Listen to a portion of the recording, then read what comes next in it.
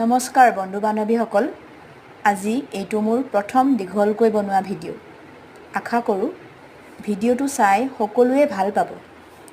এইখন থেংখাৰেং পাৰ্ক, মেঘালয়ৰ চেৰাপুঞ্জীৰ পৰা প্ৰায় 10 কিলোমিটাৰ নিলগত থকা পাৰ্কখন পৰ্যটকসকলৰ কাৰণে অতি আকৰ্ষণীয় কেন্দ্ৰবিন্দু হিচাপে পৰিচিত হৈছে। এই পাৰ্কখনত প্ৰৱেশ কৰিবলৈ হ'লে ভাৰতীয় নাগৰিকসকলে 20 টকাৰ প্ৰৱেশ মূল্য দিব লাগিব। পুৱা 7 বজাৰ পৰা আবেলি 4 বজালৈকে পাৰ্কখন খোলা থাকে।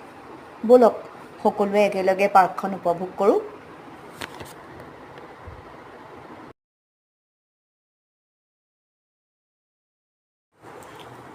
চাওকচোন, ইমান সুন্দৰ ভিউ, দেখিলেই মন ভাল লাগি যায়।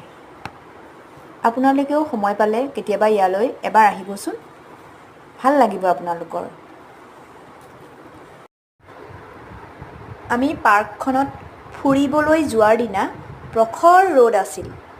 ছাতি লৈহে আমি পাৰ্কখন ফুৰিব পাৰিছিলোঁ।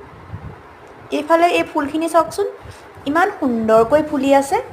ৰঙা, নীলা, নানা তৰহৰ ফুল, দেখিলেই মনবোৰ ভাল লাগি যায়। এনেও ফুলৰ প্ৰতি সকলোৰে আকৰ্ষণ নিশ্চয় আছে। সকলোৱে ফুল ভাল পায় নহয় জানো? আপোনালোকেও নিশ্চয় ভাল পাব ফুলবোৰ দেখি।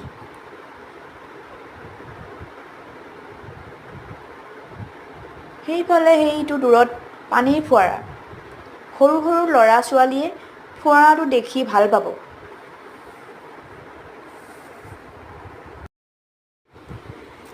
ভিডিঅ'টো চাই আপোনালোকে কেনে পালে জনাবলৈ নাপাহৰিব দেই। আজিলৈ ইমানেই। আকৌ এটা নতুন ভিডিঅ' লৈ আপোনালোকৰ মাজলৈ পুনৰ আহিম। আজিলৈ আহোঁ, বাই বাই।